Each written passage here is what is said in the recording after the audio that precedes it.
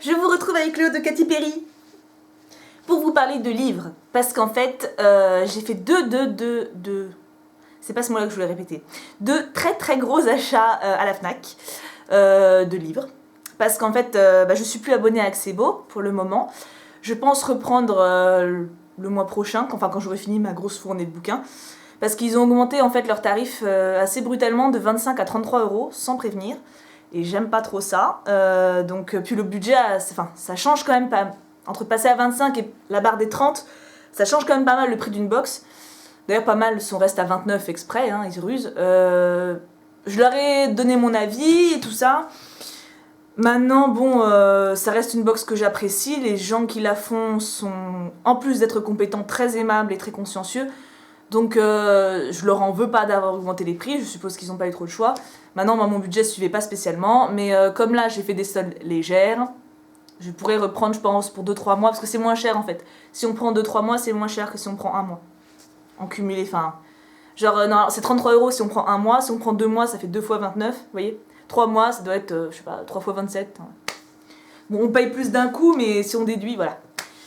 Donc voilà, mais là, le temps que je finisse tout ce que j'ai acheté, j'en ai quand même pour un moment. Donc ouais, je pense que je la reprendrai pour août. Ou septembre, vous voyez. Fin juillet, je pense que ça sera trop juste pour que j'ai tout terminé. Quoique, ouais, si, non, peut-être. On va voir. Je suis ravie de tout ce que j'ai acheté. Il y en a 2-3 que j'ai pas encore lu, mais je ne doute pas qu'il soit top. Alors, par quoi je commence? Le lien maléfique d'Anne Rice. Alors, Anne Rice, je l'ai fini celui-là. Si vous la connaissez pas, c'est elle qui a écrit Entretien avec un vampire. Le film avec Brad Pitt et Tom Cruise qui fait battre le cœur de milliers de jeunes femmes et de jeunes hommes. Donc elle a fait une trilogie sur les vampires, dont Entretien avec un vampire est un des tomes, et elle a fait une trilogie sur les sorcières. Et donc ça c'est le premier tome, et je suis retournée acheter les 2 suivants, que je n'ai pas encore lus, mais que je vais attaquer bientôt. Donc celui-ci je l'ai terminé, mais je crois en... Alors, vous voyez il est énorme, hein. Puis il n'est pas écrit spécialement gros, même pas 5 jours, je l'ai pas lâché. Genre je marchais dans la rue en le lisant, dès que je rentrais le soir je le lisais, en pause déjeuner je le lisais, le matin je le lisais, il est juste génial. En fait, ça... Je voulais le résumer. Quoique, je sais pas si... Oui, bon. Sous le porche d'une vieille demeure de la Nouvelle-Orléans, une femme se balance dans un rocking chair. Deirdre, Mayfair, est devenue folle depuis qu'on lui a retiré sa fille Rowan. Un homme observe Deirdre. Comme d'autres avant lui ont secrètement surveillé la famille Mayfair. De génération en génération, les femmes du clan se transmettent leur magnifique pouvoir. Alors, c'est assez perturbant parce qu'on retrace vraiment toute la généalogie de la famille. Donc on arrive aux toutes premières, limite Salem, vous savez, où les sorcières... il y en a une qui brûle sur un bûcher, etc. Pour suivre en fait l'évolution des pouvoirs dans la famille. Et il y a un esprit, c'est pas spoilé que de le dire parce qu'on sait dès le début, hein. Il y a un esprit qui suit les sorcières de génération en génération, qui s'appelle la chair. Et la question est-ce que la nouvelle héritière, donc Rowan, de la famille, va accepter cet esprit, accepter ses pouvoirs et faire avec les conséquences, ou le renier et s'affranchir de ça. Parce que c'est une forme de malédiction aussi, mine de rien. Donc voilà, le livre est magnifique, c'est super bien écrit, l'histoire est passionnante. Alors on s'en mêle un peu les pinceaux avec tous les noms de généalogie, parce qu'ils en parlent souvent. Donc c'est vrai qu'ils vous disent Annie, puis 2 secondes après Sabrina, ou j'invente les noms. Hein. On est un peu, c'est laquelle déjà, elle est morte comment celle-là, on se noie un peu là-dedans, mais ça passe très bien. Donc voilà, la trilogie d'Anne Rice, j'ai pas totalement fini parce qu'il me reste 2 tomes, mais le premier tome est déjà excellent, je suis persuadée que la suite suivra tout autant. Ensuite, dans l'autre genre, suite que j'ai acheté parce que j'ai adoré le premier, Les salauds gentilshommes de Scott Lynch. Il est magnifique. Magnifique. Pour peu que vous aimiez les mecs un peu rebelles, à la Robin des Bois, vous savez, voleurs mais classe, il est parfait. Il est parfait parce que vous avez de l'aventure, vous avez de l'action, vous avez de l'honneur, vous avez de l'amitié, et de la violence, mais bien dosé, on s'attache vraiment, c'est super. Je vous dis, dans la cité insulaire de Camor, la vie d'un orphelin ne vaut pas cher. Doté d'un esprit vif et d'un don naturel pour la rapine, Loke Lamora a néanmoins réussi à éviter jusqu'ici la mort et l'esclavage, un luxe qu'il doit en partie au prêtre aveugle Chains. Ce dernier, qui n'est ni prêtre ni aveugle, forme à l'art du vol sous toutes ses formes une troupe de gamins des rues triés sur le volet, connus sous le nom de salauds gentilshommes. Sous sa tutelle, Loke va bientôt devenir la ronce de Camor, douloureuse épine dans le pied de la maréchaussée et hantise des notables de la ville. Et donc je me suis acheté le tome 2. Et en fait, je l'ai découvert celui-là parce qu'il était, vous savez, sur la Fnac, sur les rayons où les livres sont un peu mis en avant, parce que le tome 3 vient de sortir en grand. Et quand j'ai acheté le tome 2, la vendeuse, elle m'a dit « Ah, le tome 3 il vient de sortir, il faudra attendre 1 an pour l'avoir en poche. » Et si le tome 2 est aussi passionnant que le 1, à mon avis, j'attendrai pas. C'est pareil, lui, je l'ai dévoré, je crois, en 3 jours, enfin... C'est vraiment des livres géniaux. Il faut aimer la fantaisie. Ah oui, bah c'est que de la fantaisie que j'ai acheté. Hein. Je suis en plein dans la fantaisie en ce moment. Donc, un autre genre. C'est très spécial. On a charme et poison. Et il manque, je crois que c'est beauty. C'est quoi le troisième que j'ai pas acheté encore? Beauté, c'est ça. Alors, comme vous devez vous en douter, ça adapte les contes de fées, surtout à la Disney, hein, le conte de Disney, en mode un peu plus adulte et un peu plus perché aussi. Alors, j'ai acheté Cendrillon en premier, Manque de peau c'était le tome 2. Alors, elles sont indépendantes les unes des autres, simplement j'ai appris quelques petites choses sur Blanche-Neige dans celui-là. Donc je me suis spoilé le 1. Alors, donc le Blanche-Neige je l'ai pas encore lu. Celui-ci, alors je le conseille pas au public plus jeune. Donc les fifis, si vous avez moins de 12 ans, et 12 ans est un minimum je pense, vous non. C'est pas que c'est violent spécialement, mais il y a du sexe. Et c'est quand même bien perché. Hein. Ça change la mentalité des princesses qu'on connaît. C'est pas du tout oh il est gentil, je l'aime, oh là là, je suis trop mignonne. Non, c'est un peu des pestouilles. Donc, gentil pestouille, hein, mais enfin, nous quoi. Des ados. Sans vous offenser si vous êtes encore ado, mais on est un peu chiante, vous voyez, un peu têtu aussi. Genre, on est sûr que notre avis c'est le bon. Lui, c'est l'homme de ma vie et j'en démords pas, même si la terre entière me dit que c'est un abruti, je reste dessus. Voilà. c'est plus réaliste dans un sens. Et donc oui, il y a une partie un peu crue de sexe, de désir, de machin. Donc pour les plus jeunes, c'est pas top. Par contre, pour les plus vieilles, pourquoi pas. Après, c'est pas le livre de l'année. J'ai acheté l'autre parce que j'aime bien. Déjà, je le trouve très beau. C'est un détail, mais voilà. Mais j'ai acheté l'autre parce que j'aime bien quand même. C'est léger à lire. Bizarrement. Je deviens bizarre. Moi, je trouve ça très léger à lire, c'est sympa. Je crois que je l'ai lu en une soirée. Bon, c'est écrit gros, hein. Enfin, une soirée, j'ai pris 2 heures, hein, 2h30, mais je l'ai lu d'un coup. C'est très sympa. Ça occupe, ça fait... Voilà. Puis ça finit bien quand même, hein, c'est juste un happy end différent. Après, je vais voir comment Poison il finit, mais... Poison, pourquoi je le dis en anglais? Ah, puis ils sont beaux quand même. C'est vrai que... du coup, il valait 12 euros, hein. 12 euros, c'est le double des autres, limite, alors qu'il y a moitié moins de pages, mais bon. On paye la beauté de la couverture. Donc voilà, ceux-là, je les conseille avec moins de vigueur que les autres, mais ils sont beaux, ils sont sympas à lire, ça change des idées. Il fallait oser, donc... Ensuite, dans le moins original, Game of Thrones, le 1. Là, je suis là.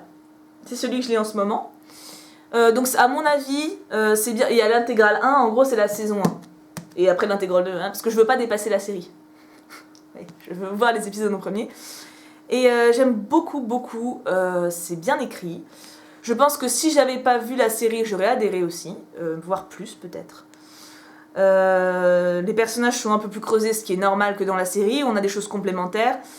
C'est en œuvre toute seule, sans série télévisée, elle m'aurait plu.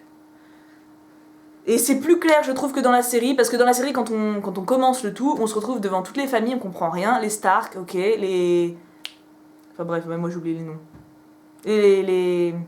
Les méchants, là. Bah mince. Bon, peu importe. Donc on se retrouve au milieu de plein de familles. Lannister, voilà. Mon Dieu.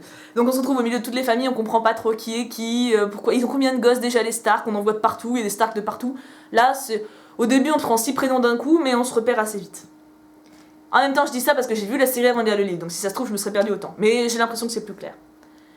Et puis même les actions, enfin non, c'est bien. Franchement, c'est un très bon livre, donc si vous aimez pas la série, il y a peu de chances que vous aimiez plus le bouquin, mais si vous connaissez ni l'un ni l'autre, ça peut être une bonne façon de la découvrir. Et si vous avez vu la série, lisez le bouquin. Quand même. Et ensuite, j'ai 3 bouquins que j'ai pas encore lus qui sont indépendants, ou presque. Alors, j'ai pris Terry Pratchett, c'est le tome 3. Alors, c'est des Annales du Disque Monde. J'ai déjà lu le tome 1 et 2, bien sûr. Et il y a tout ça de livres. Donc, j'y vais mollo. Mais ça va parce qu'il n'y a pas un suspense de fou, c'est vraiment très léger. Hein. À lire, c'est très agréable. C'est extrêmement bien écrit, mais complètement loufoque. Donc il n'y a pas de stress, il n'y a pas d'angoisse, il n'y a pas de oh, il va mourir, mon Dieu. Non, il n'y a pas ça là-dedans. C'est très, très sympa. C'est rigolo, c'est bon enfant, c'est potache. Et en étant très bien écrit, donc la totale.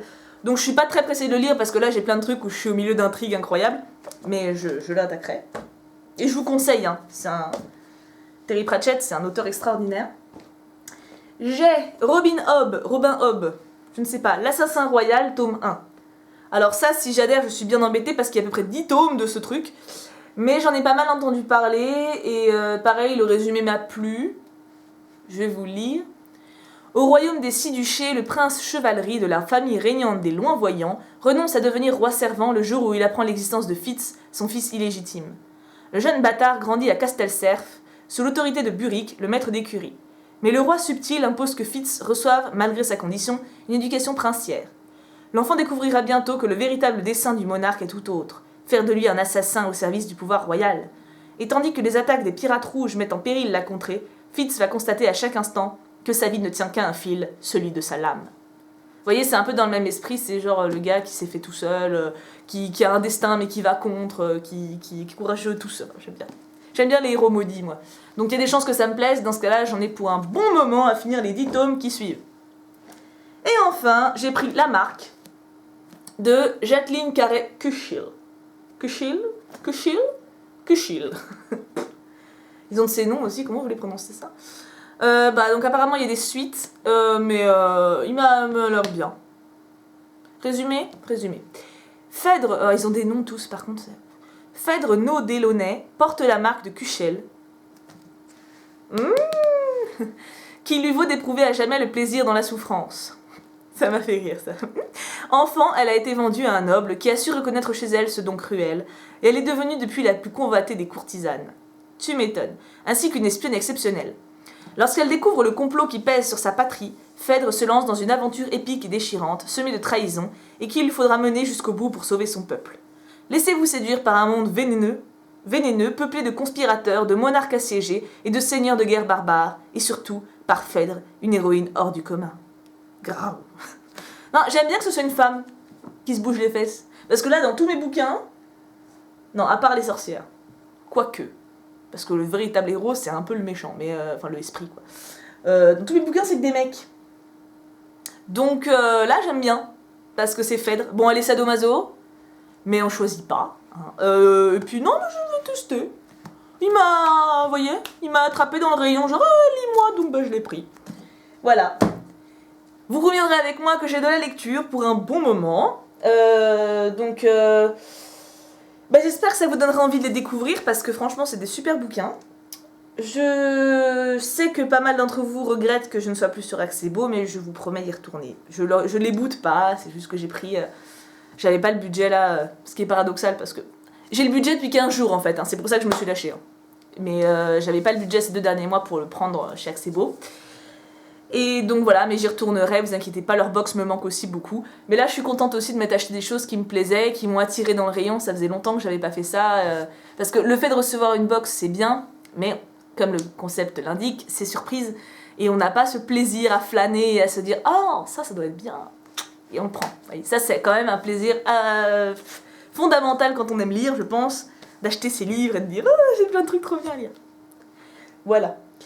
J'ai beaucoup parlé. J'ai plus de voix. Ah, j'ai trop lu à l'autre fois. Qu'est-ce que j'ai rien de spécial à vous dire. Je crois que c'est bon, hein, on a fait le tour. Je vous fais des bisous alors. Non, j'espère que vous allez très bien. Moi, ça va. Ça va. J'en ai marre de travailler. Mais ça, je crois que... On n'a pas le choix, hein. C'est la vie. C'est la vie. J'attends mon colis chez Inside. Je pense que je ferai une vidéo chez Inside quand je l'aurai parce que j'ai pris 3 robes et 3 hauts. Pour 60 €.